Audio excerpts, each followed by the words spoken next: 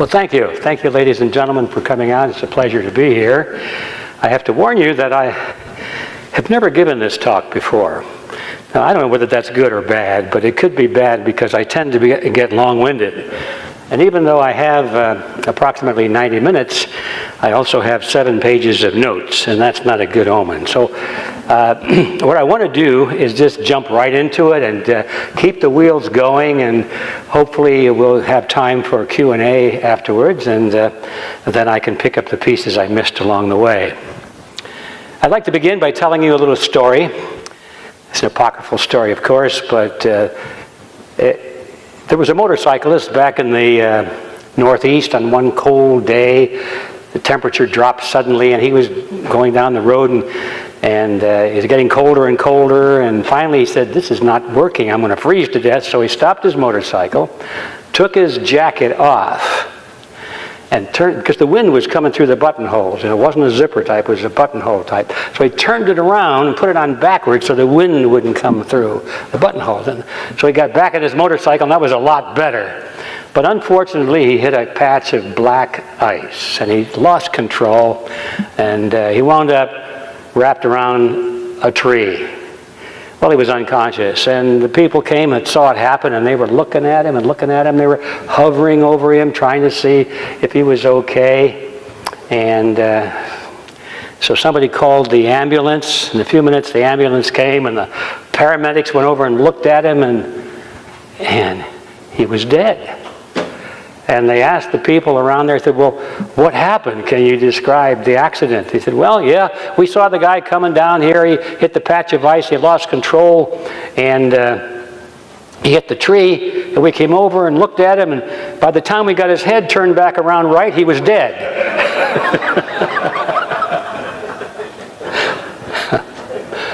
Well, believe it or not, there's a connection between that story and what I want to talk about today, because the moral of that story, of course, as you probably have already guessed, is that if you don't understand the cause of a problem, you're sure as heck not going to come up with a solution. And in fact, if you do come up with a solution, it could make matters a lot worse than if you had just stayed away from it. And that really is what I'm going to be talking about, because that axiom is relevant to my topic. Because today, believe it or not, after all these many, many years I've been talking about problems,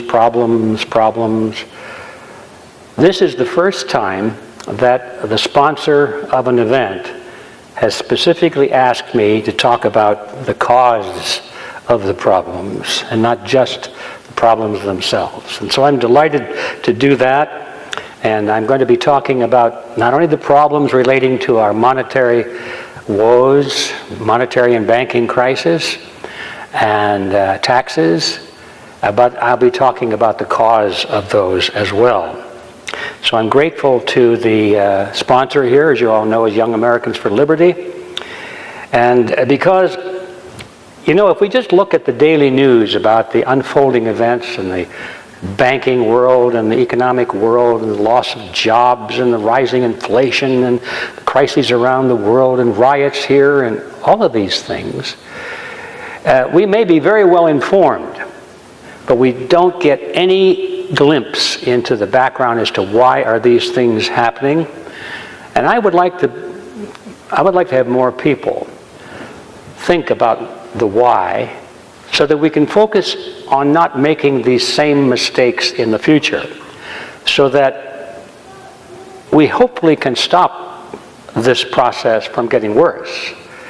And if we cannot stop it, at least we'll have a better chance of rebuilding from the rubble and avoid making the same mistakes over and over again. And what I will be talking about today is the fact that there is a cause, a very definite cause as I see it, behind these problems today. And the old system is falling apart because it was doomed to do that from the very beginning. It was programmed into it. It's not something that happened to it afterwards, but was programmed into it from the very beginning. Now, the purpose of my presentation is to show that these problems and many others, in addition to the ones I'll be talking about, by the way, are not caused by evil men doing evil things, or even by good men doing stupid things. Although both of those factors definitely are at work, you can't avoid seeing that.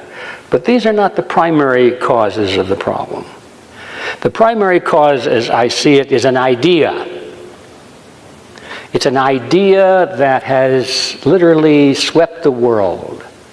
It is an idea that is cherished and embraced by almost all of the educated people of the world.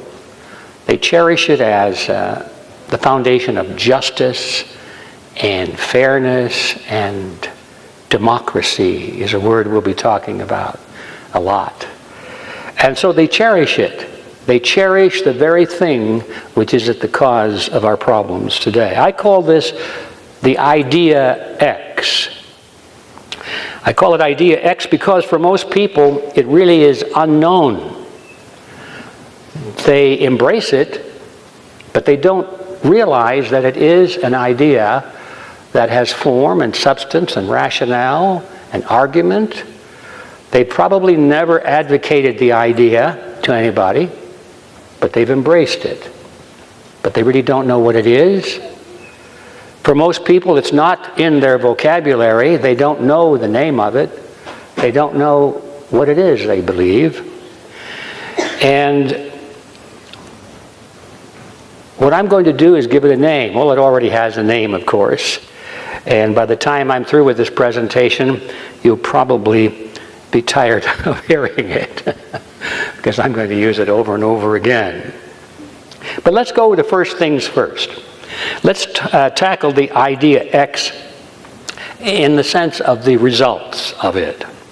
It's the source of problems that need to be fixed, so let's take a few moments to examine at least two of those areas, and then we'll move on to the idea behind them. Now, there are many areas or problems I could add to this list, of course, but the sponsor has asked me to focus on just two of them. One is our banking system, a Federal Reserve System in this country, monetary issues, and the other is the income tax. Normally, you wouldn't put those two things together. I'm glad they did because, as you'll see shortly, there is a very strong connection between them. And so I'm going to talk about those two things first. That means that what I'm going to tell you about the Federal Reserve System is going to be a highly truncated version of my longer presentation on that topic. Now, you're probably thinking, whew, thank goodness for that. But how many of you, by the way, have heard a recording of my original presentation on the Federal Reserve called, oh, you've all heard it. Well, good. Well, for those who haven't heard it, you'll see it's featured in that little piece of paper that we send out. We're literally giving it away free for anybody that hasn't had a chance to get hold of a copy of my book, The Federal Reserve System, on the Federal Reserve System. But anyway, it's a 90-minute presentation, and there's a lot of material in there, and I'm not going to be able to but just touch on a few small items from that presentation. If you want the whole story, of course, you'll get it in that lecture and then the 600-page doorstop, sometimes referred to as a book, on the Federal Reserve, and it's all there. And you can get it from our website, which is realityzone.com. Now, to understand, I think, to best understand what's happening in the field of money and with our banking system, we need to understand how it all began. And so I'd like to take a moment and just refresh your memory, for those of you who already know this, memory of how the Federal Reserve came into being. And I think if we understand that, then we have the foundation for understanding almost everything that has happened since then, and certainly all of the confusing events of the day that we read in our daily newspapers. Now, it all started in 1910. It started on a highly secret meeting that took place on an island off the coast of Georgia. The island was called Jekyll Island, and that's the reason, of course, for the title of the book, The Creature from Jekyll Island. Some people think that, it's a sequel to Jurassic Park or something like that, but it's really not. It's a serious story about banking and money. And Jekyll Island in 1910 was privately owned. It was an island that was owned by some rather well-known, super wealthy people like J.P. Morgan, William Rockefeller, and families of that category. It was a resort island. It was on that island that their families went to spend the cold winter months, to get out of New York, travel down to Georgia. And that, believe it or not, is where the Federal Reserve System was created. And the reason for that, the reason they chose that location is because the people that put it together, and I'll give you their names in a moment, did not want publicity. They wanted this to be truly secret. In fact, for many years thereafter, the men that went to this meeting on Jekyll Island, if they were asked, did you go to a meeting on Jekyll Island? And, oh, no, who told you that? They didn't use the phrase in those days, but if they had, they would have said, what is some kind of a conspiracy theory? No, they denied it completely. It wasn't until many years after the Federal Reserve System was enacted into law and became almost revered as a great American institution by the American people. Only then did these men begin to talk openly about this journey and what they did there, who was there, what they talked about, and so forth. But anyway, here in a nutshell is the story. It was late in November 1910 when Senator Nelson Aldrich sent his private railroad car to the New Jersey Railroad Station. A private railroad car in 1910 was a big deal, sort of like having your own Boeing 707 today, And so anyway, he had one. You can imagine he didn't earn his money to pay for that on a senator's salary. He was a very wealthy person, a big name investor. He was a business associate with the Rockefellers and all of that. And so he had a private railroad car. That's the point. And he invited 5 other men to join him that evening at the New Jersey Railroad Station and get on board the train. They were told when they arrived at the station to avoid being seen together. They were to come one at a time. They were told that if they should avoid, if they should see any newspaper reporters, they should avoid them at all costs, if possible. See, in those days, the best way to get an interview with some celebrity or a politician was to catch them on the way to and from the train station. This is before the days of air travel. And so everybody moving in and out of New York had to go through this train station, and they had the paparazzis there, and they were always hanging out in the railroad station. And so the instructions were very significant. Avoid these reporters at all costs. One of the men carried a shotgun with him in a big black case. So in case he had been stopped by a newspaper reporter, he was prepared to tell them that he was going on a duck hunting trip. And we find out from his son, who wrote about this in later years, and it also showed up in one of his biographies, that this man never fired a gun in his life. And this was not his shotgun. It was borrowed from a friend, and it was merely part of the necessary deception to throw off the scent any of the hound dogs that might be sniffing for a story. When they got on board the private railroad car, they were told, when talking to each other, to use first names only. Nix on the last names. And 2 of them even abandoned their first names and used code names in talking to each other in the privacy of the railroad car. One of the men wrote about this event in later years, and he explained that the reason for that was they were concerned that the servants on board the train would find out or figure out from the conversation who all these people were. Well, of course, the servants knew who Senator Aldrich was, but they didn't know the others. And it was the names of all of these people together that if they had talked about it and indirectly had this word gotten out, why the purpose of this meeting would have been completely subverted. Well, they traveled for 2 nights and a day southward till they arrived at Brunswick, Georgia. There they got off the train early of the second morning, and they were taken to the dock. It was right there in the inland straits.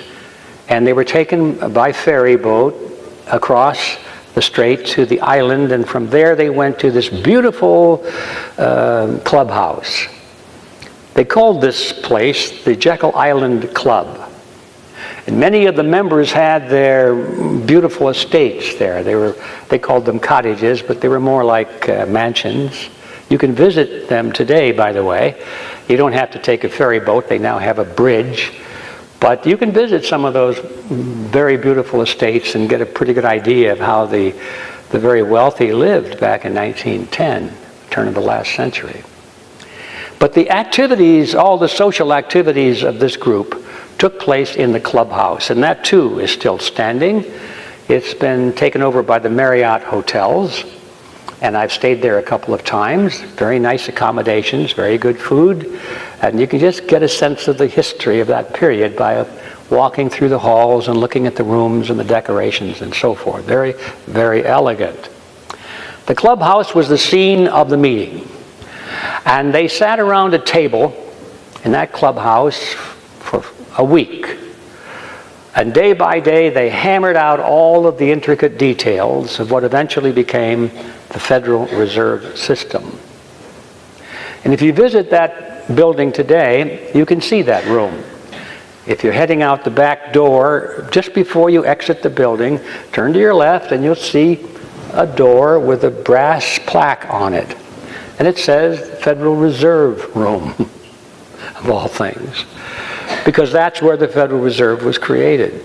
If you go inside, you see the pictures of these men on the fireplace, on the wall.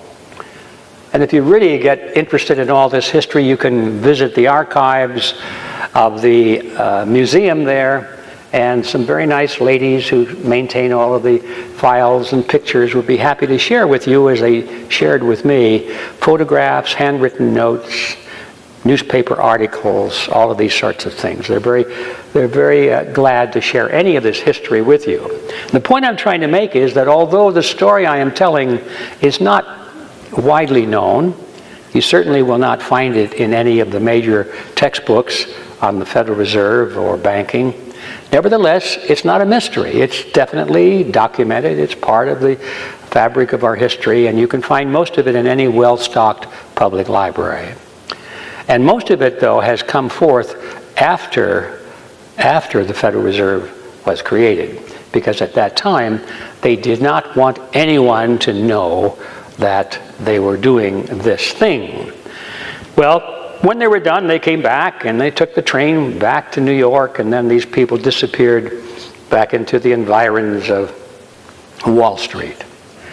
Well, let me tell you who these people were. This is the critical part. You already heard the name Senator Nelson Aldrich. He was the fellow with the private railroad car. In government, he was chairman of the National Monetary Commission. That was the committee of Congress that was given the task of proposing legislation supposedly to bring about reform in banking. You see, in those days, there was a great deal of concern on the part of the American people about this concentration of economic power into the hands of a few large Wall Street banks, insurance companies, and investment firms. They knew that the whole artery of the American economy was sort of surrounded by the hands of these few firms, and they wanted legislation to control that so that the people would be protected against a monopoly in the marketplace. And this was a very popular political movement at the time. The slogan for this was break the grip of the money trust. That is a phrase I ran across many times as I was doing research. In those days, we didn't have the internet, So I would go down to the Los Angeles Public Library dutifully Monday through Thursday for weeks on end and sit in front of those machines, those film machines, and turn the crank, microfilm, and you could just see the newspapers roar past you. It's just like seeing a science fiction movie in which the time machine was moving you through, years and years of time in a few seconds. And there it was, all moving quickly. And every once in a while, my eye would catch something about a headline that would say, "The Money Trust." And that was a theme that showed up over and over again. Letters to the editor, newspaper articles, always about how to break the grip of the money trust.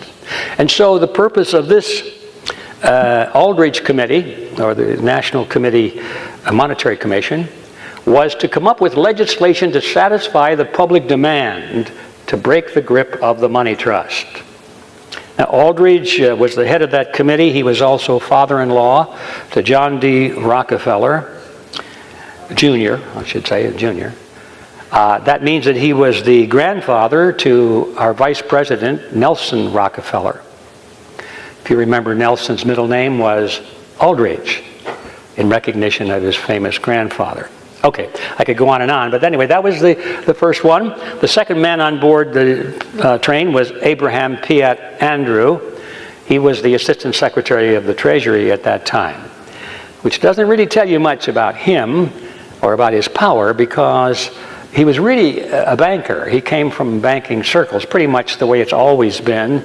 If you'll notice, the men who are appointed to be Secretary of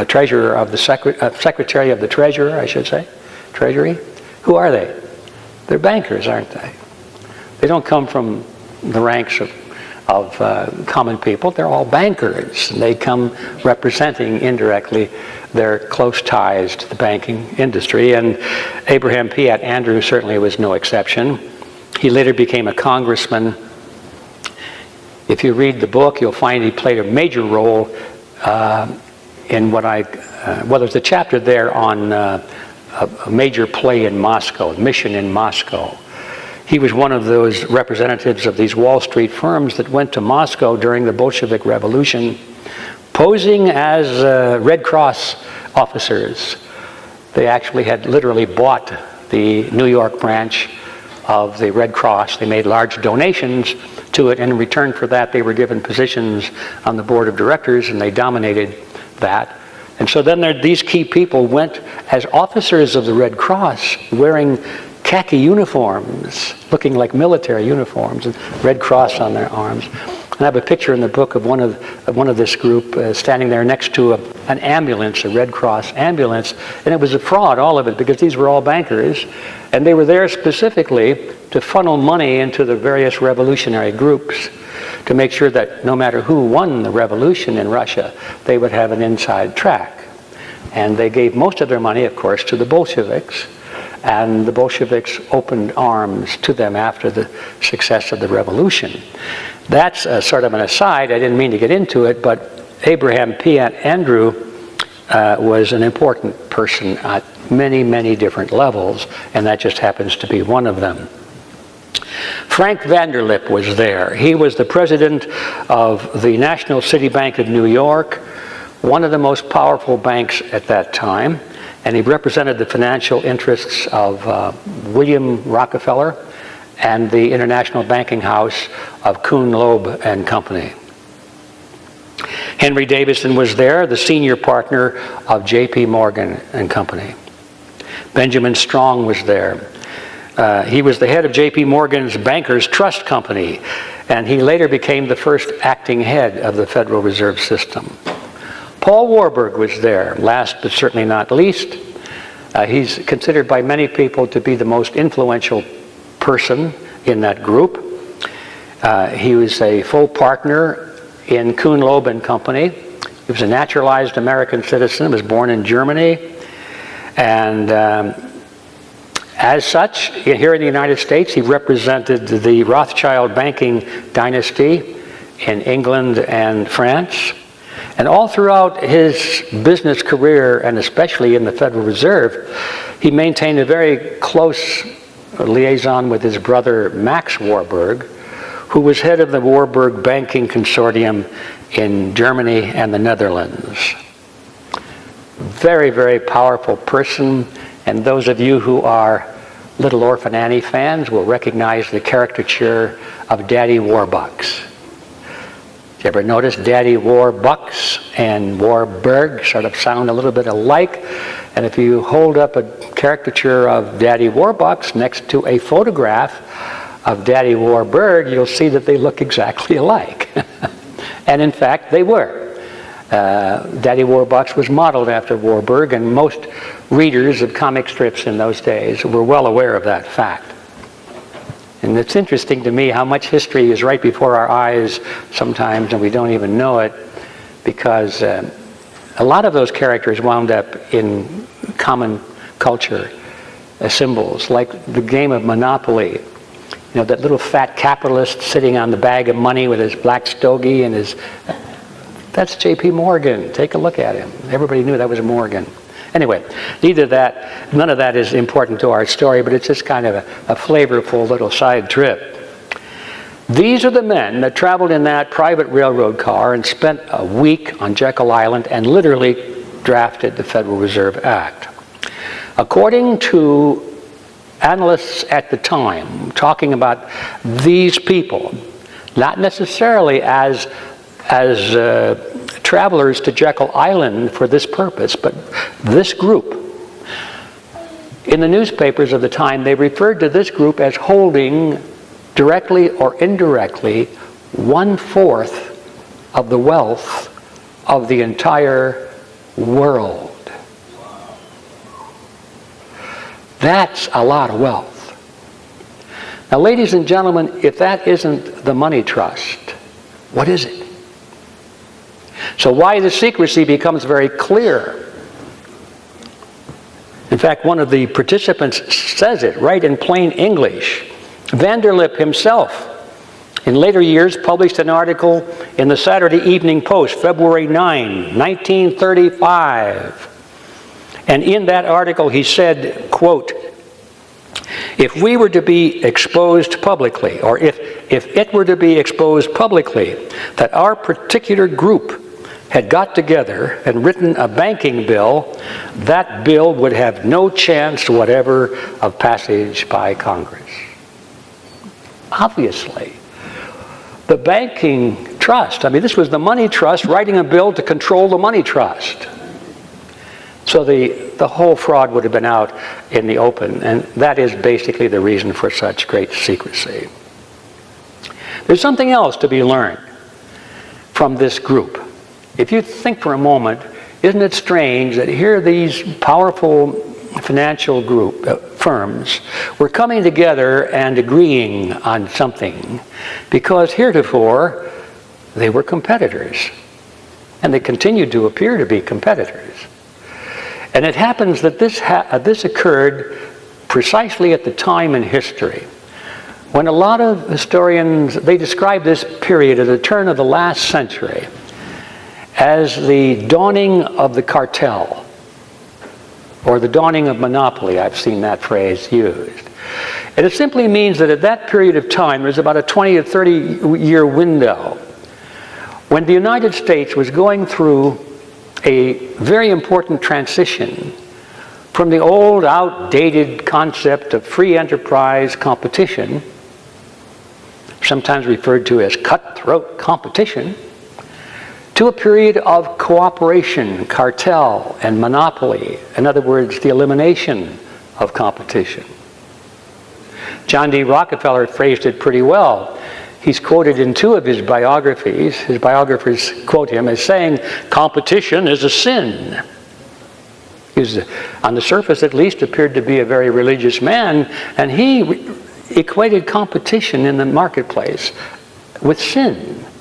Now that he was on top of the heap and he didn't want any competition, but while he was climbing to the top of the heap, competition was just fine, thank you. But now when these people get to the top, they don't want competition anymore, they start forming cartels and monopolies. And this was happening at a great pace throughout industry at that time. And ladies and gentlemen, that is exactly what happened on Jekyll Island. These were the great financial titans of the day. They had been battling each other for dominance in the money markets of the world, blood all over the battlefield in Paris and London and New York. And all of a sudden, they're sitting around this table on Jekyll Island kind of eyeing each other and saying, well, okay, guys, we aren't going to be able to knock each other out of the ring, so let's just get used to that idea. We'll share this power, but let's make sure nobody else comes in, okay? The American people want the banking industry regulated, so let's regulate it for them. Let's regulate it to our plan, our liking. Instead of controlling our power, let's enhance our power with these regulations. Let's eliminate competition. Let's control the competition at least, so that we can not only maintain but enhance our dominant position in the marketplace. That is exactly what happened on Jekyll Island, and once that idea jumps from the printed history pages into your head, and you realize that's what the Federal Reserve System is, it's not a government agency at all. It's a cartel.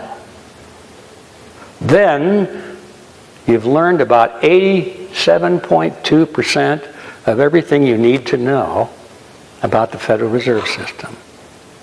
It's a cartel, ladies and gentlemen. And once you get that idea, you understand what it's doing. What does a cartel do? Does it serve the American people? No. Cartels are formed for one thing, and that's to advance the members of the cartel.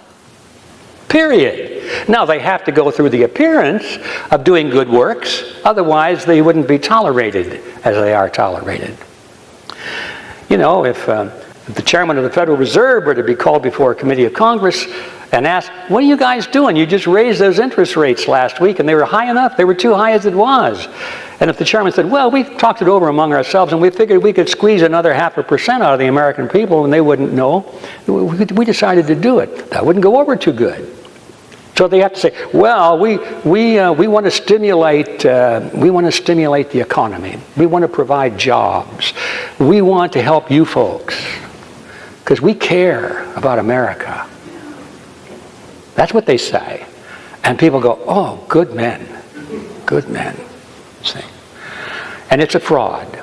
And it's all very clear when you see how it was formulated in the beginning. So it's a cartel. I could go on more about that, but we have many other topics to cover, so let's close that chapter and move on. What did we get? Well, we know, there's something I have to throw in here. I hope I don't run too long on this, but how did they create money? Is anybody interested in that topic? I hope so, because you're going to get it anyway. The idea of creation of money doesn't cross most people's minds. At least it didn't cross mine until many, many years down this path. I just assumed, well, they take care of that somehow. Very wise and dependable people, reliable people, ethical people take care of that. And I don't need to know about it. Well, I did need to know about it, although I didn't know that I needed to know about it. I'm going to tell you how it works. I call it the Mandrake mechanism. Because when I was a boy, back in the 1940s, there was a comic book character by the name of Mandrake the Magician. And he was quite a guy. He had this big black cape, and he could wave the cape around and voila, produce something out of thin air. And there it would be. Or he could wave it again, and it's gone. Completely gone. He could materialize and dematerialize things. I thought, boy, that's what goes on at the Federal Reserve System in the form of money. They materialize it and then they dematerialize it. So I call it the Mandrake mechanism. I'll try and make this short. It consists of two parts. The first part is the one that most people get all in a snit and a dither about when they discover it, and that is that the Federal Reserve creates money out of nothing to loan to the federal government. That's all. Very simple thing. They're authorized by this Federal Reserve Act that really was drafted on Jekyll Island. You see, what they did is they took their cartel agreement and they took it to Washington and they got the eraser and they said, this isn't going to go. The word cartel agreement, no, they don't like it. Erase that. They wrote in Federal Reserve Act. That was about the only difference. And so the dum-dums in Washington said, oh, it's an act. Oh, we're going to pass it into law. So they passed a cartel agreement into law, thinking that they were regulating the banks. So now it's law. That means if you or I violate any of the terms of this private cartel agreement, we go to jail. And so we think, well, who can put us in jail? Only the government can do that. So therefore, this must be an agency of the federal government. It's not. It just means that these smart bankers got the dumb politicians to sign this into law, and so now they got the government to enforce their cartel agreement. Okay? That's the basis of it. So the banks insisted that they be allowed to create money out of nothing, and in order to get the government sort of enthusiastic about it, they said, look guys, we'll create this money for you, for the government. You don't have to go tax people anymore if you don't want to. I'll be talking about that later when we come to the income tax portion of this. But they basically said, you don't need taxes. We'll just make it out of nothing. And you'll have unlimited amounts of money. Oh, well, of course, you have to pay a little interest on it to us, but that's okay. We'll only spend what we need to operate our cartel, and whatever's left over we'll give back to you and give it back to the people, we should say, and everybody will be happy because, you see, we're not making a profit on it. So people do like that idea. So, well, you see, the Federal Reserve is not making any money. They only run their tight ship called the Federal Reserve. There's no, nothing illegal going on there. There are no fat expense accounts or anything like that, I'm sure. But we won't audit it, by the way, but whatever they say is they spent, well, we'll just pay it. And then everything left over goes back to the American people. That, ladies and gentlemen, is not where the action is. It's the other part that people don't focus on. You see, the money that they create for the federal government eventually winds up in somebody's pocket. Let's say it winds up in the pocket of the postman that delivers your mail. And he deposits that into his checking account. And that's in a commercial bank down the street. Now it's out of the government cycle and it's into the private banking cycle. And that's where the action really is. People don't look at that generally.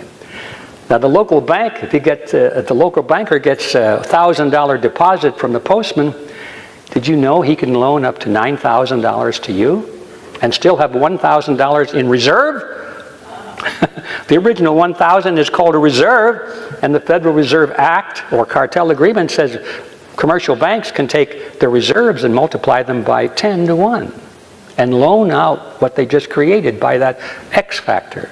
So they create money out of nothing and loan it to you and me at interest. Interest on nothing. Not too bad. I wish I had a checkbook like that. But of course, if I tried to do that, they'd throw me in prison. But they do it all the time, and that's called commercial banking. And that, in a nutshell, ladies and gentlemen, is the Mandrake mechanism.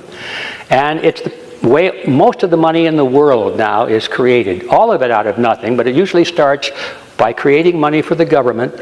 The government puts it then into the economy and pays for all of the things it must pay for, all of its employees, its military, benefits, whatever they need to spend to buy votes or buy the loyalty of some foreign dictator or whatever. That makes no difference. They don't have to worry about how much it costs, really, because the Federal Reserve is obligated to create any amount that it needs and go through this motion of lending it to them, knowing that most of it is going to be returned. The interest is going to be returned to them anyway, so it's just a trick.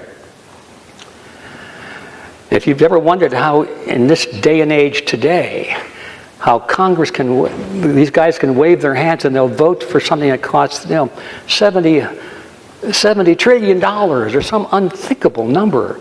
Nobody asks where are we going to get the money because they don't need to. They know where the money is going to come from. It comes from the Federal Reserve. They will create it out of nothing. Now, what's the effect of all that? The effect, in a nutshell, is inflation. You keep pumping more and more money into the economy in this fashion, and the value of all of those monetary units starts to lose its purchasing power. It's as simple as that. Inflation is the result of it.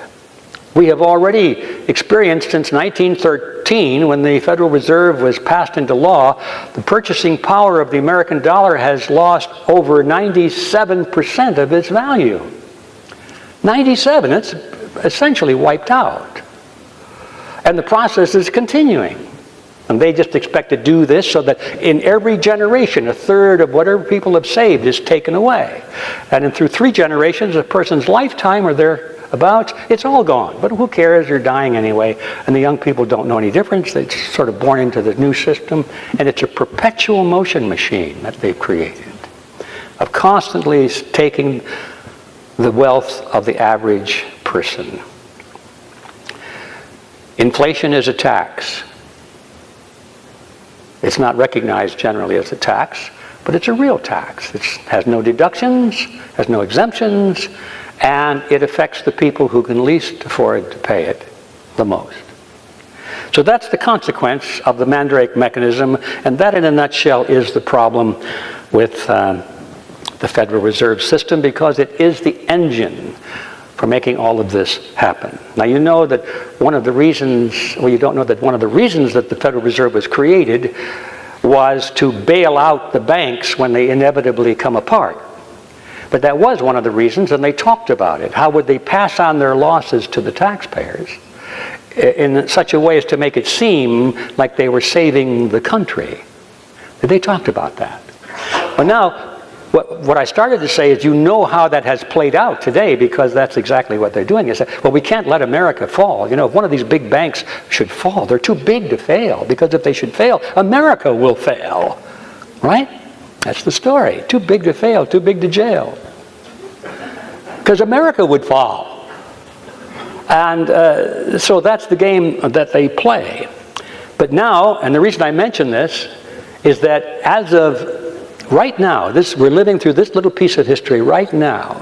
Earlier this month, we saw for the first time in the country of Cyprus, where that model was changed, where they no longer bailed out the banks with taxpayer money and just created it and gave it to the banks. They have a new method now. It's called not the bailout, but the bail-in. That's what they call it. And the bail-in means they don't take it from the taxpayers at large, they'll take it from the poor people that have put their money in the banks. They'll take it from the depositors and just steal it from them. But you can be sure they're going to get it from somebody, and it's not going to be the banks or the bankers. Some of it is being taken by the stockholders, but most of it being taken from the depositors. We'll see how that plays out. If they think they've had troubles with riots in the street and so forth up until now. See, most people don't realize that their money's being taken through inflation. They haven't figured that out yet. They know that they're losing purchasing power, but that what they don't know is that somebody's getting it. Once they figure out who is getting their lost purchasing power, they're going to be mad. But they haven't figured it out yet. But it's real easy to figure out when somebody comes in and takes money out of your savings account and says, well, too bad, but the bank needs it. Thank you.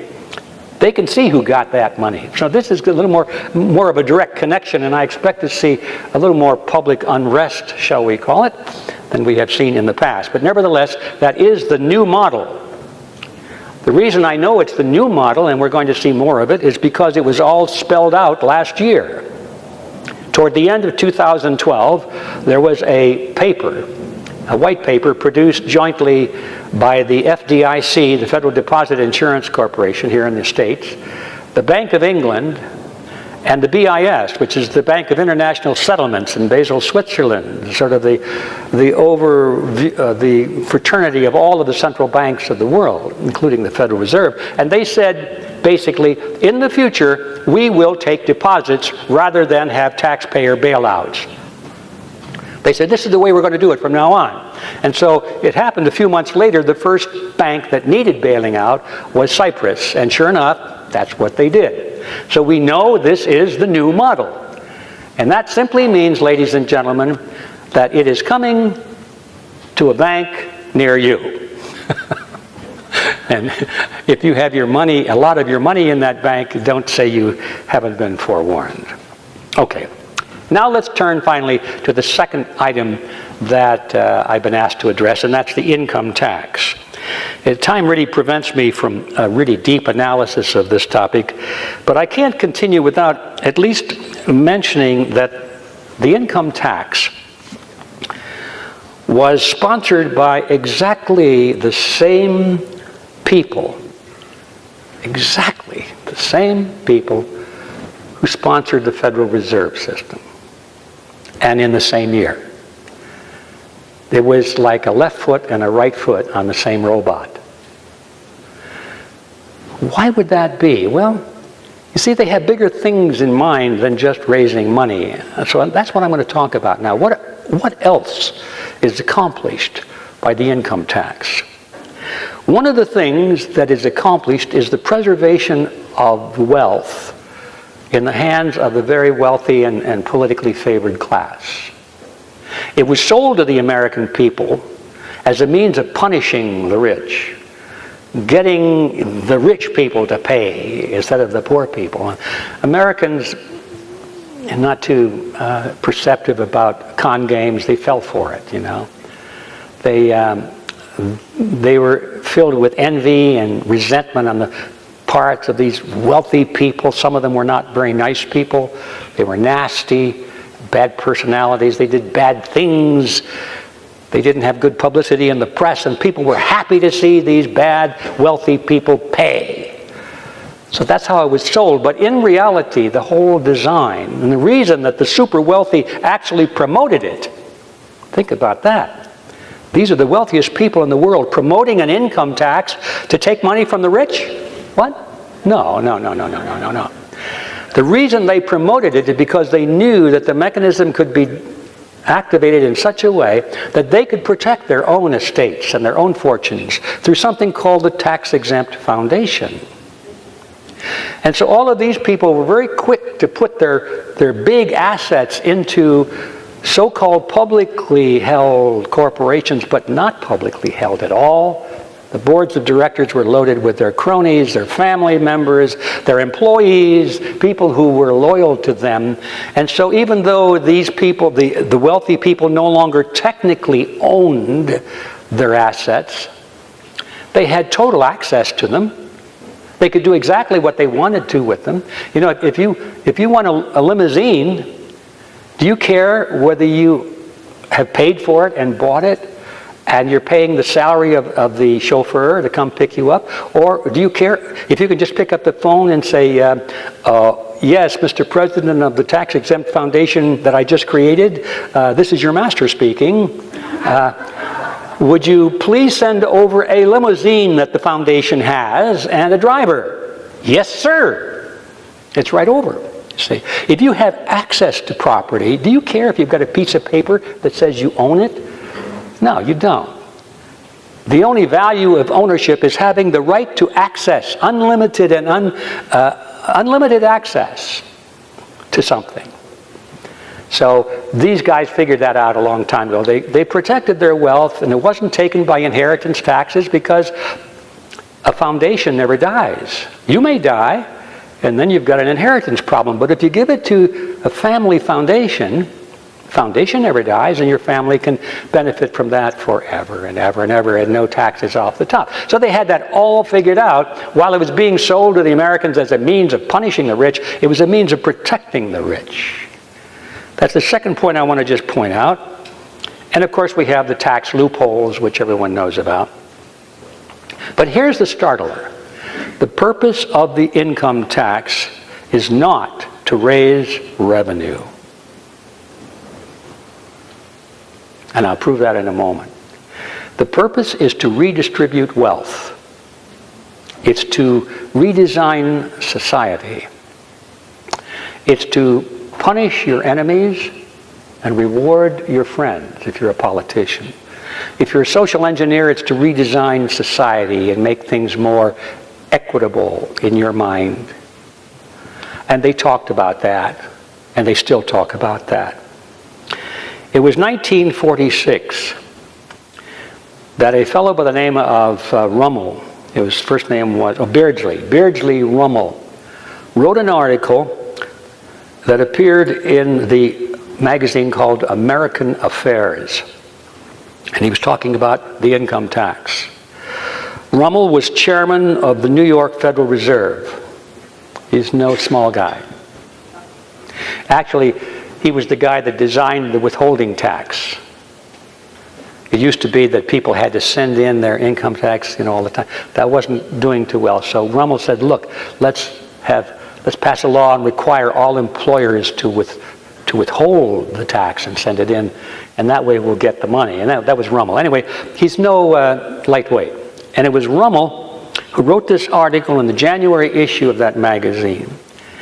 Now, I'll read a line or two from his article to you, but first I want to read a section from the introduction to the article, which was written by the editor of the magazine. And he said, Rummel's thesis is that given control of a central banking system and an inconvertible money is a currency that is not backed by gold or silver, just paper money, inconvertible.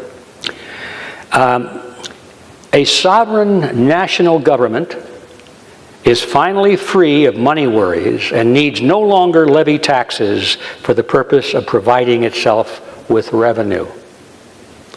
All taxation, therefore, should be regarded from the point of view of social and economic consequences.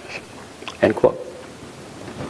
Now, Rummel himself explained it this way, and he obviously was plagiarizing the ideas of Karl Marx in Das Kapital when he wrote, quote, "The purpose of federal taxes is to attain more equality of wealth and of income than would result from economic forces working alone. The taxes which are efficient for this purpose are the progressive individual income tax, the progressive estate tax, and the gift tax. What these taxes should be depends on public policy with respect to the distribution of wealth and income. These taxes should be defended and attacked in terms of their effect on the character of American life, not as revenue measures." End quote. Now, there is a very important aspect of our taxing system that you seldom hear people talking about. See? And that's about where I'm going to leave it as in terms of my discussion of taxes, because we still have that third part coming up, and I don't want to shortchange that. But these men had it figured out from the very beginning that the way to raise revenue was through inflation, and the way to control society was through taxation. Now, we come finally to a question, a very interesting question, I think. Why do we have an income tax that redistributes wealth? Because most Americans want it. Why do we have a banking cartel that plunders taxpayers? Because most Americans want it. They want it because they have been told, and they firmly believe, that somehow this is in their own best interest. That somehow this is in the interest of society. It is for the greater good. And with that, we come finally back to the idea X. Idea X is a mindset. It's a standard of ethics. It's a motive of action that drives most people around the world today.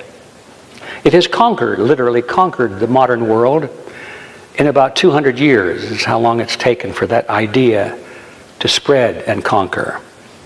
And the name of that idea X is collectivism. It's a word which many people have not heard. Some people have heard it, they're not quite sure what it means.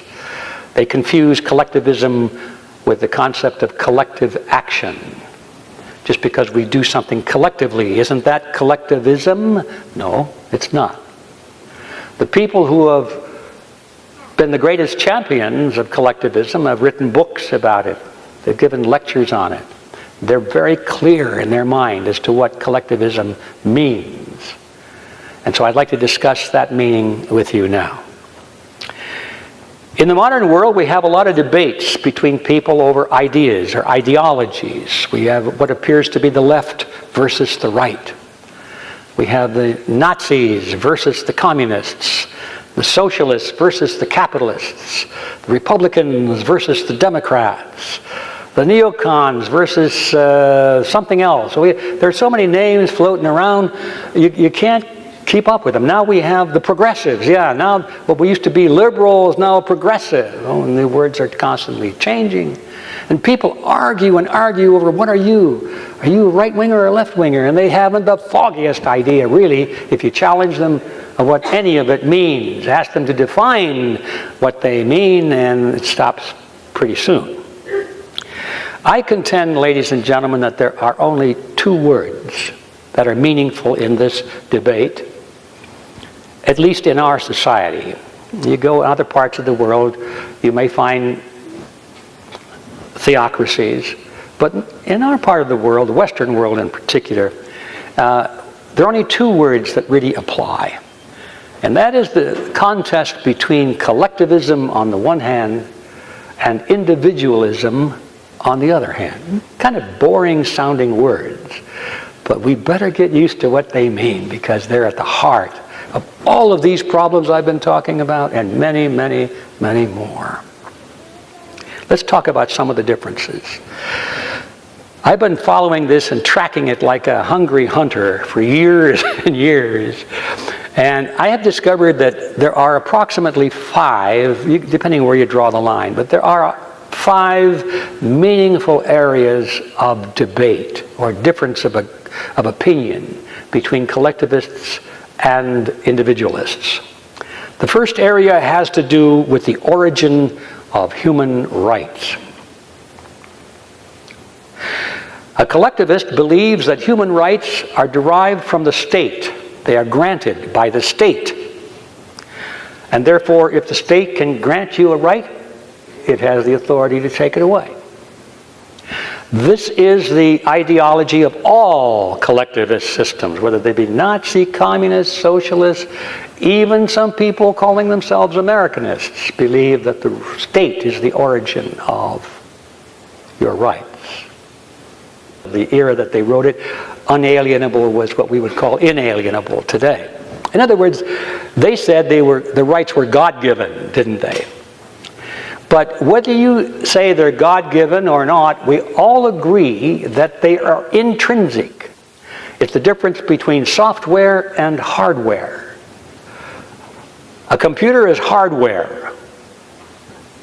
You add to the computer the software. The individualist believes that human rights are hardware.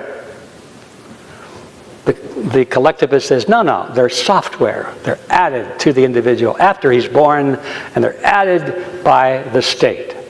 Very important distinction. And you would be surprised if you were to query your favorite elected leader in America today, what his views or her views are on the origin of human rights on this topic.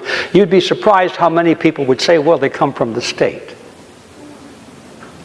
The United Nations is a perfect example. If you read their draft covenant on human rights, everybody's so enamored with the United Nations covenant on human rights because it lists all these rights. Of course, it takes them away, too.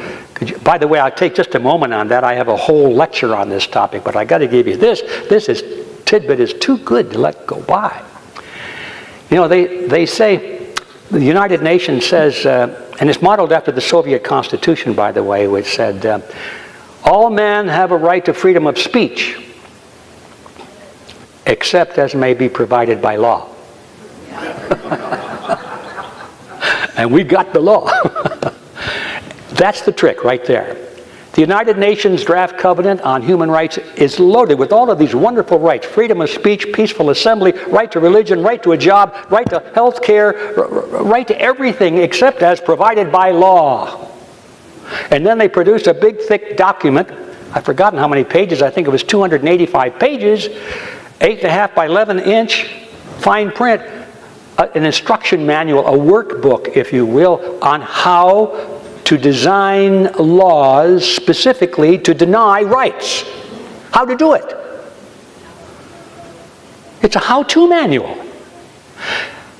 Oh, well, anyway, I don't want to get off on that, except that this is the origin of human rights is extremely important, because the United Nations Draft Covenant on Human Rights says, in protecting these rights as provided by the state, and that is a direct quote, therein the United Nations has declared itself firmly on the side of collectivism on point number 1. Point number 2, the supremacy of the group versus the individual. This is really interesting.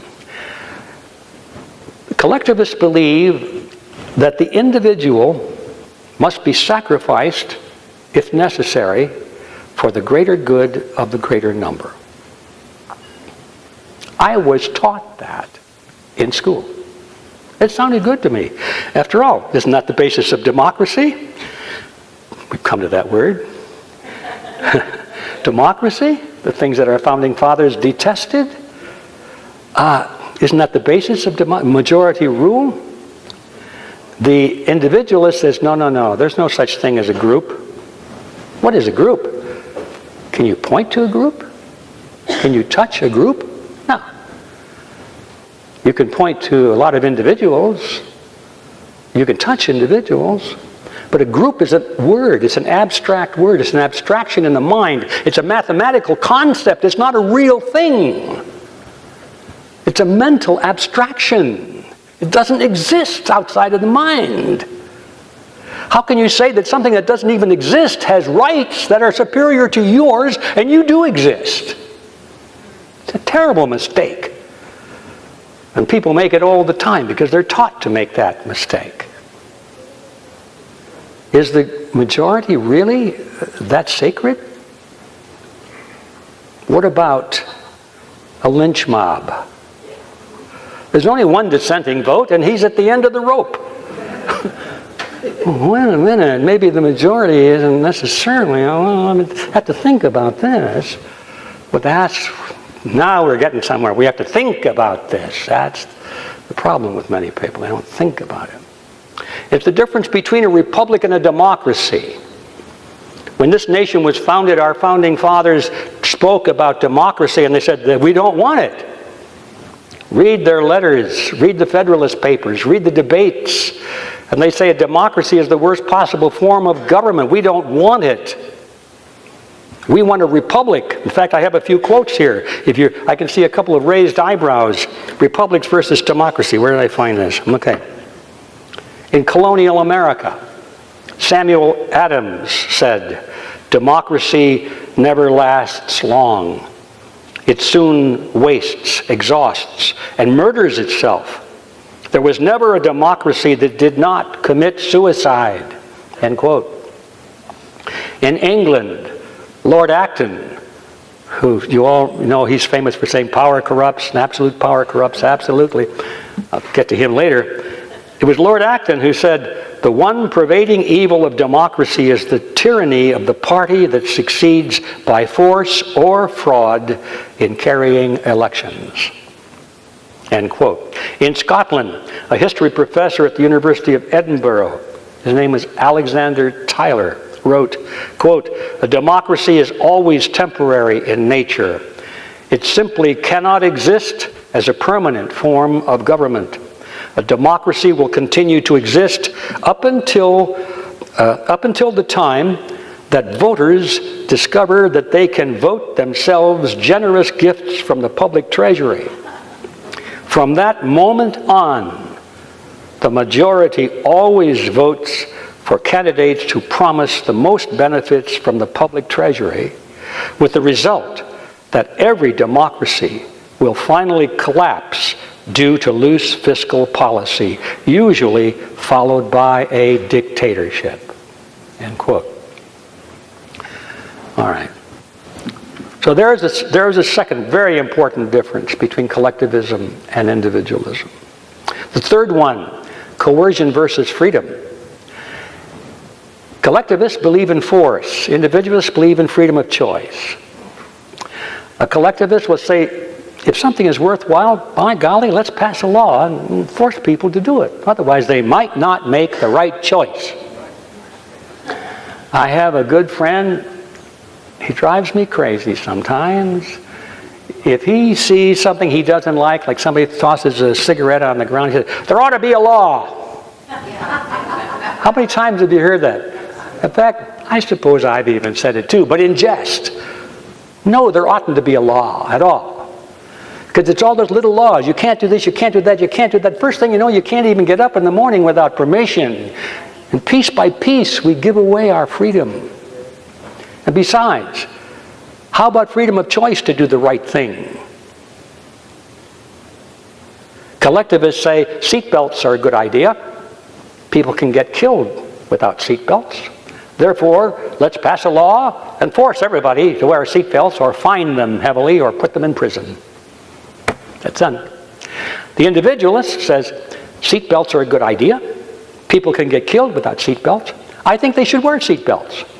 But I don't think you should put them into prison for not wearing seatbelts. I think what you should do is try and convince them.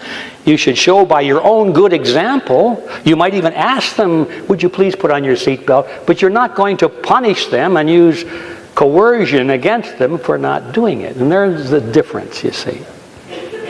I was in a place in Florida once giving a talk, and I walked out the door. There in the parking area, there was a big sign. It said, handicap parking, violation fine $100 or something like that. I mean, who wouldn't leave a place for the handicapped open anyway? But even if they did, well, they can burn in hell. That's okay, but why? So I got my camera out and I took it, and I went to Photoshop, or a Corel photo paint is what I use. And I got that $100 fine and I eliminated it, and I put in the words, thank you. And I published them. I said, which system would you rather live? What community would you rather live under? One that punishes you for not parking in a place, or the one that thanks you for not parking in a place? So there's the difference between individualism and collectivism again. Collectivists will force people to do what they think is right, or they're going to be severely punished. Number 4, equality versus inequality under law. Everybody says, I'm all for equality under the law, but nobody really believes it. If you were to take a look at the laws on the books in the United States and in most counties and cities, you will find that, I'm sure, in excess of 99% of them do not treat people equally under the law. There's always an exception, or this group gets favored position over that group, and in fact, that is the purpose of the law, is to favor one over another, or to punish one over another. That's the whole purpose of most of our laws. Income tax not being the least of them, of course. There's nothing equal about that at all. But anyway, that's a very important distinction between collectivism and individualism. And finally, the number 5 on the list has to do with the proper role of government. And this is sort of a catch-all, because sometimes there are gray areas and you don't know, well, how do you decide this one? We want to give people freedom of action, but we also want to protect their life, liberty, and property.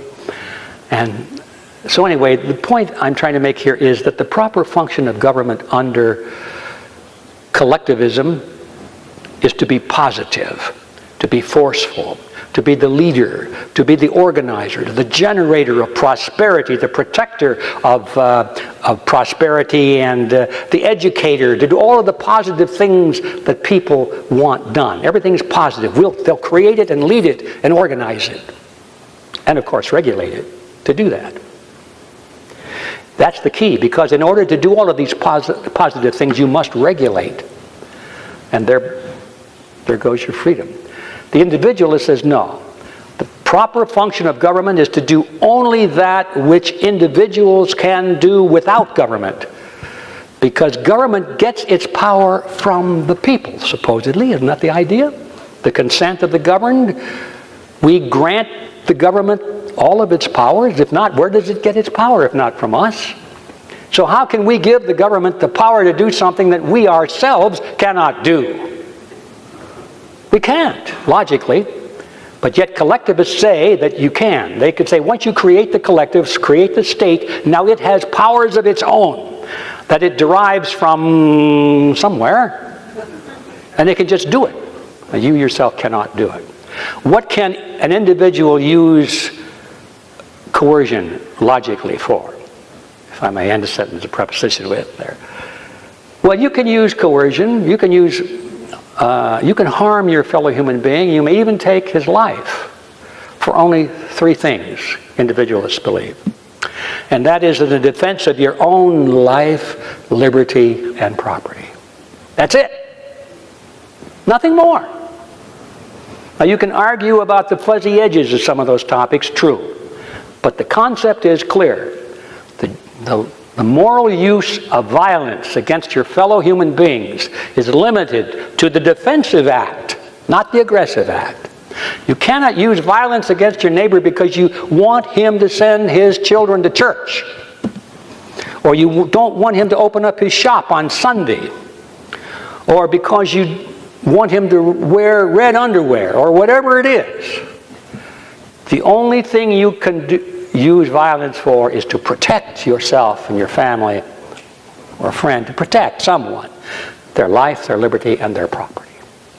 So the essence of this point is that the proper function of the state is negative, not positive.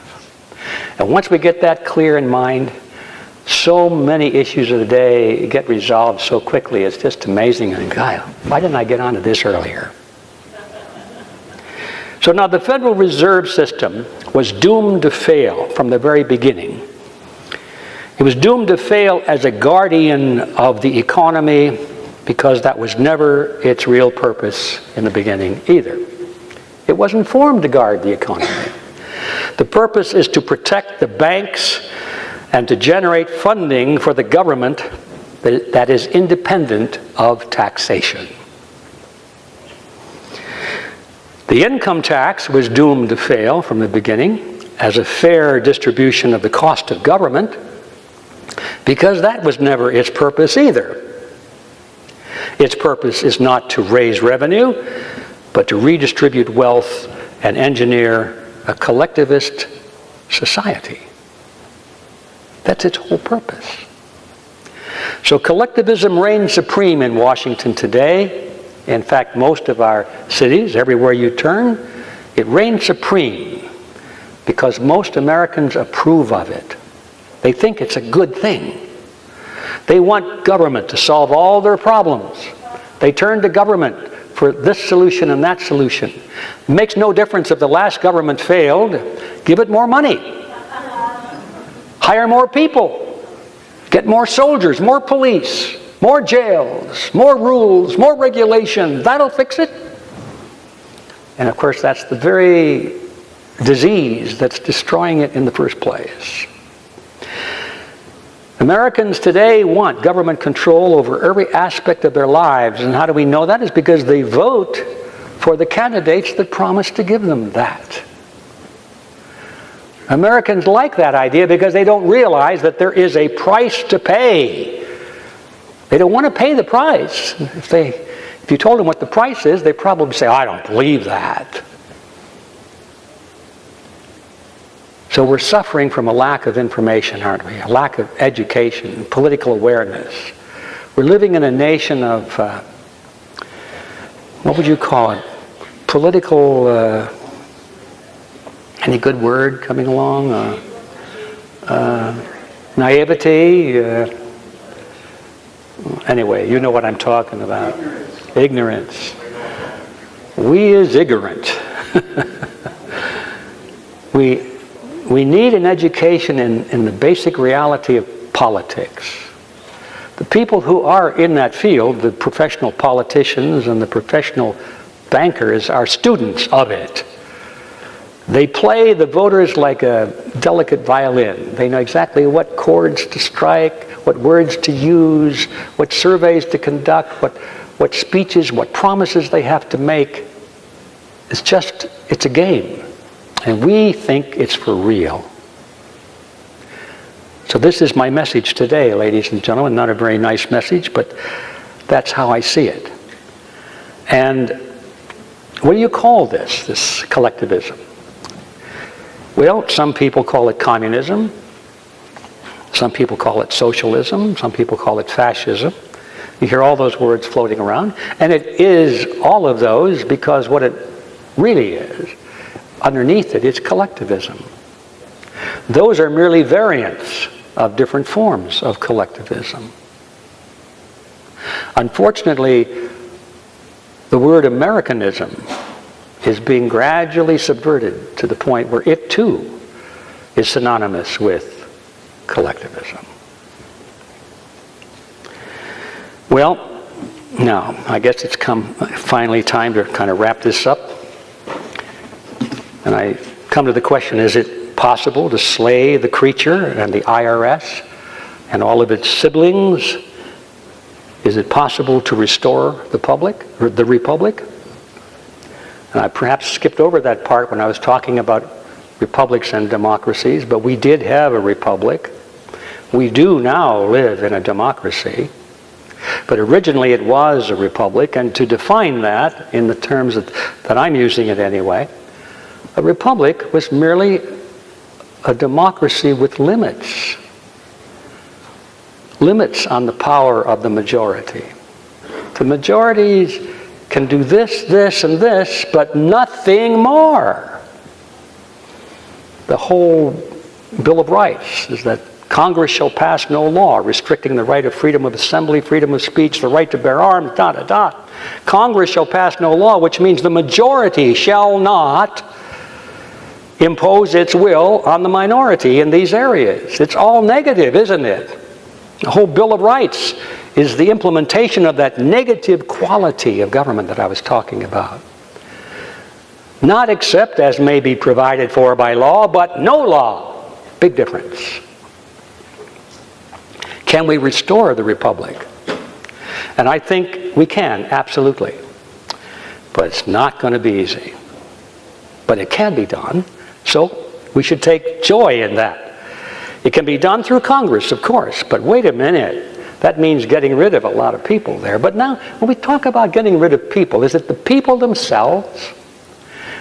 Is it because, yeah, he's got it right there. He's pointing to his head. He's way ahead of me.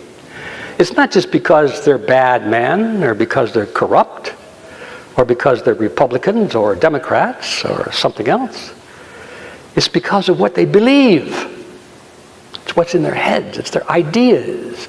And what good is it to throw the rascals out if you just bring in more rascals with the same idea X? And that's what we've been doing. We change Rascal Party A to Rascal Party B, but they all carry the same idea X. So no wonder we're not making much progress. So that's my message, ladies and gentlemen. It has nothing to do with the men or the parties. It has to do with the system that we have allowed to be created, the system of collectivism, and that is our enemy. I'd like to close with a couple of interesting, let's see, how much time do I have? How am I doing? I'm all right. This, I think you might find a little stimulating. Why is it that governments always evolve into criminal syndicates? Did you ever think about that? I used to think, well, America was the exception because we had the Constitution. Well, the Constitution was a barrier, but it was not an insurmountable barrier. And now it's been subverted for the most part. Still there, hanging in by a few threads. Let's hope we can restore it. But all governments, including our own now, have a tendency to evolve into criminal syndicates. I don't care whether you're your local hometown. Sometimes the smaller communities are easier to see. If the speed traps and the corrupt judge and the mayor and they're all on the take, and everybody knows it, but you can't do anything about it because the sheriff will come by and visit you in the middle of the night. Crime syndicates. Why? It's very easy. to understand is because of the system. We expect government to be collectivist in nature. We expect government to do everything. We expect government to be powerful, and we are always trying to give it more and more and more power. And as Acton said, power corrupts, and absolute power corrupts absolutely. And here we can hardly wait to make our governments absolutely powerful. Is anybody surprised that they become absolutely corrupted? When you have power over other human beings legalized, it becomes a magnet for the criminal class. They think, why am I out here outside of government fighting the government when I can get elected or appointed and I can do much worse things, and I'm the guy that decides who goes to jail? Duh. It's a magnet for the criminal class. The criminal segment is drawn to powerful government. And so if we ever hope to change this, we've got to change the magnet, get rid of that magnet. We've got to get at the core of the problem, which is the concentration of power. Until we do that, we're just giving speeches. I would like to close by making a case for something called a protectorate. I never thought in the early days when I was learning about the Constitution that I would ever find anything or anything serious to say as a critique of the Constitution. And I still more or less feel that way. I think the Constitution, although it wasn't perfect, was a great beta model. It was the first document ever written of its kind, where men who had the possibility of being given the power of a kingship, of royalty. They'd won the American Revolution, and frankly, the colonists wanted George Washington to be another King George. They expected it, because that's all they knew. Royalty, monarchy. Boy, the odds were against the fact that here were this small gathering of people in Pennsylvania, each of whom could have had a plush position in the new monarchy, saying, nope, that's not what we want. We do not want monarchies. We want a government of the people, by the people, for the people. We want the people to be sovereign. You know all the rest. We've got the Bill of Rights and all these concepts. But they made a mistake, and I realize that now. They used the wrong word. They used the word government, because that's the word that was on the shelf. That's what you called the state in those days, government. What is the purpose of a government? To govern. Is that what we want? No. I don't want to be governed. And that's not what they created. They were very specific. They didn't create a state that would govern the people. They created a state that would protect the people. And they said that to protect the life, liberty, and property of its citizens, and that was built into it, but they used the word government. Darn it, a mistake. So ever since then, all of the children in school and the students reading about this, well, what kind of a government do we have? And they lost the debate right there. The word salted the argument. What if the word had been protectorate? Okay, now what is the proper function of a protectorate? Well, duh, there it is, to protect, isn't it? But simply changing a word, I think we could, the next time around when we have to rebuild all of this, if we would use the word protectorate, we would probably be halfway to the goalpost, because it would be automatically stimulating people to think of that negative quality of government instead of the positive quality. So I'd like to close, ladies and gentlemen, by thanking you for your attention on all of this. And if you really are interested in opening or going through some of these doors that I think I may have opened up in your mind, if you want to go through those doors and explore what lies beyond, I invite you to come to a website. I hope you'll remember it. It's an organization I created a few years ago called Freedom Force International. And on the internet you'll find it as freedomforceinternational.org. And you'll see a lot of information on these topics, and I hope you'll explore them and that someday you will become part of our organization. Because if you want to become part of the solution, Freedom Force awaits you. Thank you very much.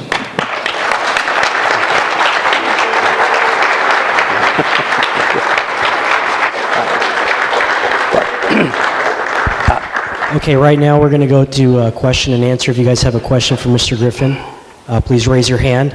Also, this white flyer has information. If you guys would like to get a free download of a copy of the lecture today, you're free to do that. There's also a special where for $25 you can get the book and get a copy of the DVD sent to you, autographed copy.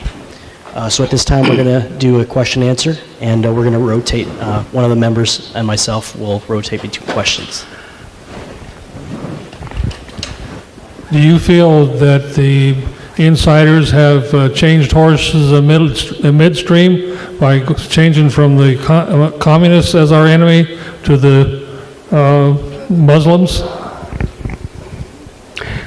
Would you restate that? I'm not quite sure I understood the business about communism and Islam. Well, for so many years, the insiders, the people behind the doors, have used the communists to create our enemy for us to fight. So now, has it been switched over to the Muslims? Of course, I know that the Muslims have been funded by the communists, so comment on that, please. Yeah. Now I understand the question. Well, it's a tricky one because I think there's some element of, strong element of truth in it, but there are a couple of little tricky parts. First of all, the first part. There's no question that in the 1960s, when I was cutting my teeth on so much of this information, communism was the big enemy, external enemy that we had to worry about. That was the official doctrine of the people who were running the show then, and it's their kids that are running the show now. That was the official doctrine. Now, there's no doubt in my mind as I've matured and gone back over a lot of that history that the threat was exaggerated. But there's also no doubt in my mind that international communism was not something to ignore. It was a real problem, a real threat, and they were aggressively trying to, and still are, by the way, aggressively trying to dominate the world. The world today is divided into two basic camps. There's the Leninist camp, and well, there's not really a good word for our so-called our camp. I call it the Rhodesian camp because it's all the countries that have come under the influence of a secret society that was created by Cecil Rhodes.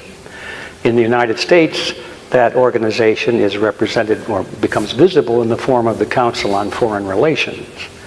In England, it's the Royal Institute for International Affairs.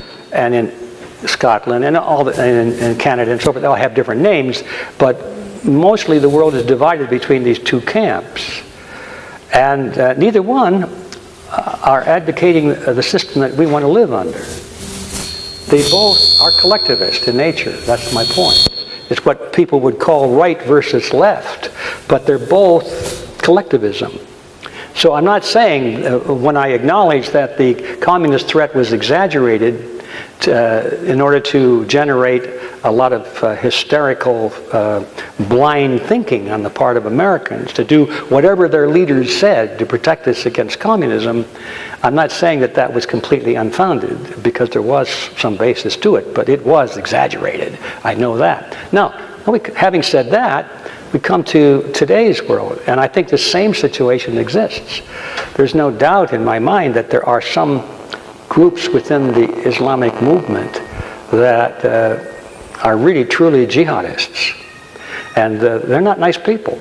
They certainly don't fit in. They wouldn't fit in with this group here. You know, they have other ideas. But I also know that they're in the minority. I also know that they get maximum press coverage whenever they do something, and I also know that they are funded by the CIA. Okay? But they're real. See, that's the important thing. They're real. They don't know that they're being used. These kids strap bombs on themselves. They'll come blow us up if they would. It's a real threat. But the rulers in this country want that threat. They want us to be scared out of our wits, so we'll accept the Patriot Act and all these other things and do what they want us to do. It's a terrible world to live in. And, you know, there are a lot of people... He's got the microphone back there. Yeah. Help me understand something I've just never been able to get straight in my brain. If I have 10 $100 bills, I got $1,000, I loan it to a friend, they got it, they pay me back with interest, I make some money. How can a bank have 10 $100 bills and loan it out 9 times? I can't figure that out. I don't understand. Well, if I were a banker, I would say, never mind, my child, you don't need to know. But it's not so simple. First of all, when they loan money, I mean, it's not so complicated. First of all, when they loan money, most of the time it's not $100 bills. It's a keystroke on a computer or an ink blob on a deposit book. So they don't have to print the currency. They just create the money as a concept. It's just digital, you know. So they can create unlimited quantities of that. Now, if you would come to the point where these people in Cyprus have come to, where they want cash, they're no longer content with digits in their checkbook because the grocery stores won't accept checks and the credit cards don't work and so forth. Now people want paper cash. Now that's when they turn on the printing presses. And they can and would print as much physical money as would be needed for that. But they would simply convert those digital impulses in the computer into currency. In other words, it would be an accounting transfer from one ledger to another. The system carries currency on its books, currency in circulation on its books as an asset. And on the other side, they've got currency not in circulation, and that's not an asset. It's just considered inventory of paper. It's not money yet. But it can be converted into money simply by moving it on the accounting ledger from one side to the other, putting it into circulation, and then purchasing that inventory with digital money. So the books remain balanced, but they simply have moved paper currency from an inventory category, which is a non-monetary nature, into currency, which is a monetary nature. And so when that moves this way, then the digital numbers representing money moves that way. And so it's balanced. It's really simple.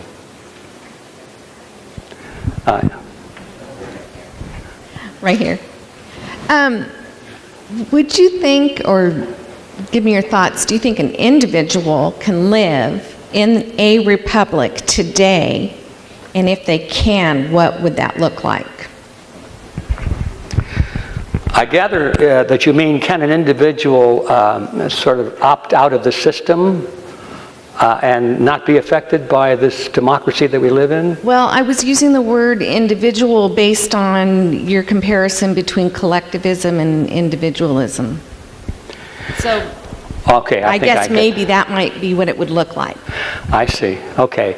That's a really good question. What would it look like? Because I've been wanting to find some time so I could write a kind of a sassy novel about, you know, what it would be like under the circumstances. The collectivists throughout history over the last couple of hundred years have always written good books, the utopian novels, you know? And they've got a little bit of drama, a little bit of romance, a little bit of adventure, all wrapped into it. But us on the side of freedom, we're kind of boring people. We don't write interesting books. And I would like to do that. But still, I have a pretty good idea in my mind of what it would look like. It would be good. It would be amazingly good. But it would be different, obviously, from what we live in today, because all of us in this room have been raised in this collectivist system, and to one extent or another we've been indoctrinated into thinking that, you know, how would you get along? How would you take care of the poor people? What would happen to the poor people if you didn't have welfare, for example? And it would be hard for many people to think of a society that existed here in America, you know, 100 years ago, 120 years ago, where there were poor people and they were taken care of by personal charity, in some cases very well taken care of. And institutions, churches also, and other specialized institutions were formed for taking care of the poor. The idea that the only way to have charity is through compulsion is kind of a bizarre concept, but we've been raised with that idea that if you don't force people to take care of their neighbor, they won't do it. And then therefore the neighbor will starve. I don't think that's a correct reading of human nature at all. In fact, my own reading is that if we didn't have this subconscious awareness that, oh, well, there are government agencies I'm contributing to already to take care of this guy, why should I also put a dollar in his cup? All you got to do is go down to City Hall and there's an agency ready. If we didn't have that idea in our mind, I think we would all act in a lot more charitable, personal charitable way than we do now. I use that just as one example. What would it look like? I think it would be a society in which people were raised with the idea that we are responsible, primarily responsible for ourselves and our family and our loved ones. And the family unit would automatically become, again, the center of society, the most important center, or possibly some people would say our churches would be. But the last place you want to be the center of society is the government, because that is subject to all of the corruption that we're talking about. Once you have the power of coercion, when you add that power of coercion to any charitable act, or any beneficial act for that matter, the arts, music, anything, education, once you add the element of compulsion to it, it no longer serves its original function. It may try to look like it is in order to keep the money coming, but all of a sudden other agendas take over and people start fattening their pocketbooks at the expense of the public agenda and so forth. I think government has already, we should know by now, it's the last institution that we should turn to bring about any of these positive things that we seek in society. Someday I'll write that book, or maybe somebody here will. I'd like to read about it. You write it, okay. Hey, whoever's got the mic here.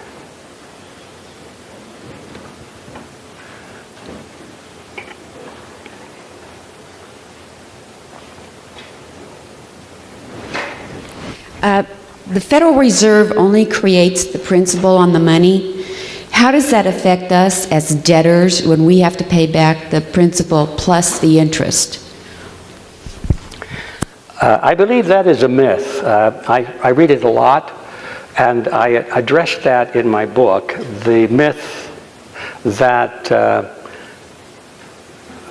the money is never created to pay back the interest, and therefore the longer we go, the deeper in the hole we get. And it sounds kind of logical at first, but the answer to that riddle is that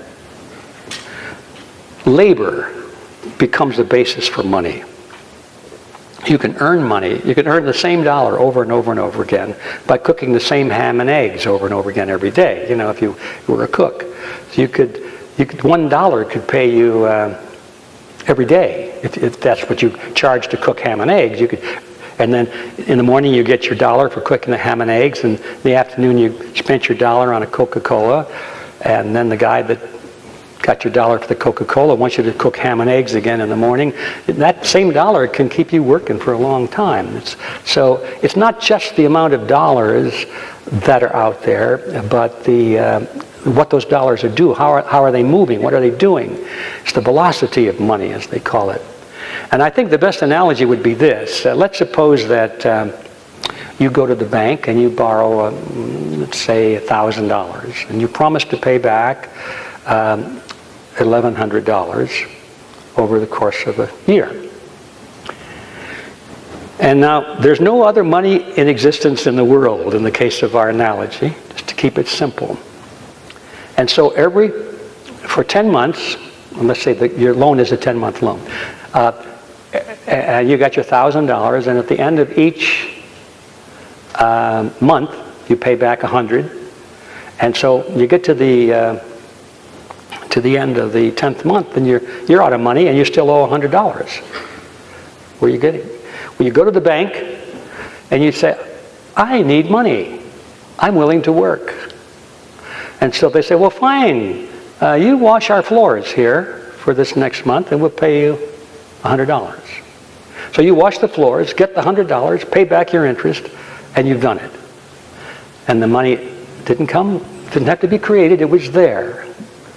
So the answer to the question is, it gets a little complicated, but it's simply the fact that money has a labor value, and you can keep money in motion by working for it. So the bottom line of that analysis is even worse than the original, because it means that you become, in a way, like enslaved to the banks. It's not that you owe them money, but you owe them labor. You say, somewhere down the line, someone has to work for that interest money. So it's labor that we're talking about, not necessarily just numbers. Well, they gave us numbers. Yes, on our foreheads, yes. Ed, could you address something about the 16th Amendment? I've always contended that the income tax is actually unconstitutional because I'm trading my time for money. So it's not an income, it's a barter. Can you address that a little bit as far as, is that the way you look at it as well? For me, an income is when I take this and I mix it with this and then I sell it for a profit. Where me coming to wash your floors is me trading my time and labor for money. Yes. Well, and a lot of people certainly agree with you that your income for labor is in a different category than your income from an investment. And there is the crux of the argument. In a way, I could probably argue that even that doesn't make a good distinction, that income from an investment is income from previous labor, because you worked in order to get the money that you invested. So I would even be diehard and say that all income is barter. That's what but unfortunately, the courts don't agree with me.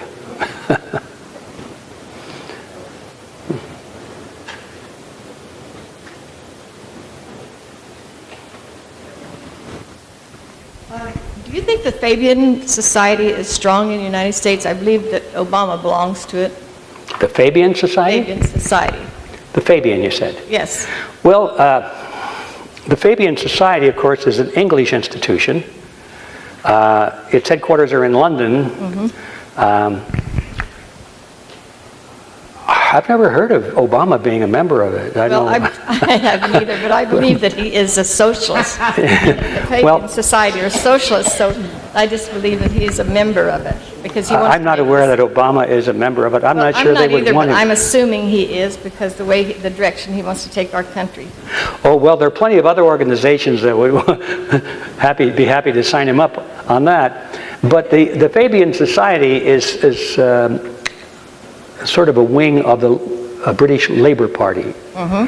And it started in what, the early 1800s? I'm sorry, what? It started in the early 1800s, didn't it? But I believe that it is. A group of intellectuals in Britain, and very powerful, influential, but kind of behind the scenes. Anyway, to answer your question, I don't think that Obama is a member. I've never heard of that, and I don't know why he would want to be. Well, because he wants to make us a socialist country. But he's doing a good job of that without being a member of the organization. I don't know. Maybe I have something to learn. I don't know. Yeah. Okay. Thank you. Hi, I'm a criminologist, so I could, I guess, go on at some length about why government is a criminal syndicate and how they're incentivized in any number of ways to rape, rob, and steal, pillage, and plunder. But my particular question for you has to do with this. I mean, look at what government does to our faces every day, that they do to our faces.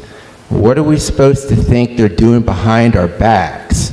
I mean, And so what my question is I find it extraordinarily fascinating that even people who distrust the media emphatically, a recent Rasmussen poll out indicating trust levels in MSM at all-time lows.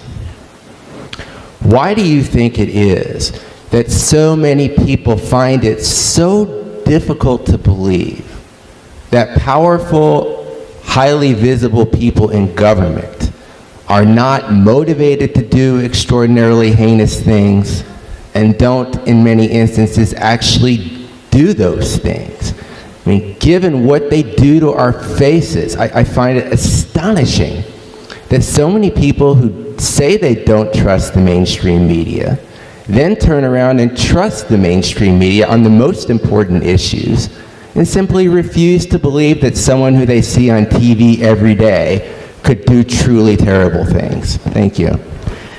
Well, it's a good question, isn't it? It's obvious that there is a big disconnect between what people say and what they internalize. My mother-in-law is dead, so I can tell this story. She used to sit in the living room and she'd read the newspaper and she'd say, this is a bunch of lies, nothing but lies, lies. I don't believe anything you read in the newspaper. And then she'd find an article and say, listen to this. And then she'd start it. Perfect example, yeah. And I guess we all do that to some extent. And I think the reason we do that is because we have a subconscious desire to believe certain things and a subconscious desire to question certain. We don't want to think ill of our leaders, because if our leaders are really as bad as we suspect they are, we are in big doo-doo. And nobody wants to think that. And then there's another element. I think it's because we have this herd instinct. And we kind of look around and say, well, nobody else seems to be concerned, so I guess I'm not concerned either. Because surely, if there was really something there, wouldn't people be upset by it? So I think we got those two things going against us. And it really takes a lot of conviction and strength to stand up against your peers and speak out on a line of reasoning or fact that is unpopular. It takes strength to do that. And nobody wants to do that because sometimes you get looked at funny. And people might even call you names. Or increasingly I get letters, emails from people saying, please take me off your list because I don't want to be on any list when they come looking for people like you. So all of those things, I suppose, would be my answer. Probably no one thing. But underlying it all, probably the most important, and the one I didn't mention, but it just popped into my mind, and that is that they're not really convinced yet. They need a little more convincing. And then I think some more facts, some more arguments, some more evidence of some kind. A lot of those people will be pushed over the edge and become human dynamos of action. And I hope that there are many more like that. I hope it's not too late. Are we going to get from where we are now to the republic that you're talking about? Are we going to get there peacefully, or is it going to be by some other means? Well, the honest answer is I don't know. I hope, of course, it will be through peaceful means. However, my reading of history is that big changes, with one exception, big changes always are accompanied by violent moves. And the one exception is the one we just went through.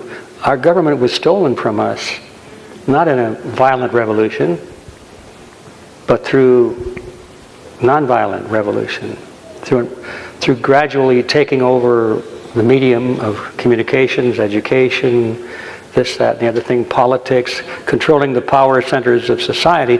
When you come to the Freedom Force website, you'll see a lot about that issue. How is it possible for these collectivists to literally conquer a nation without firing a shot? And they do it by taking over the power centers of society. They become leaders of the power centers, meaning those groups and organizations that influence the public policy of the nation. Political parties, church organizations, labor unions, media centers, think tanks, large corporations, and so forth. And that's how they did it. The organization called the Council on Foreign Relations, which is the outgrowth of that Rhodesian group I mentioned a moment ago, it's the American branch of, admittedly, is a secret society, but this is the public version of that secret society. It's the outer ring that they allow the public to see, called the Council on Foreign Relations. It has about 4,000 members. It's not a lot. There are a lot of churches, probably in this community here, that have that kind of membership or more.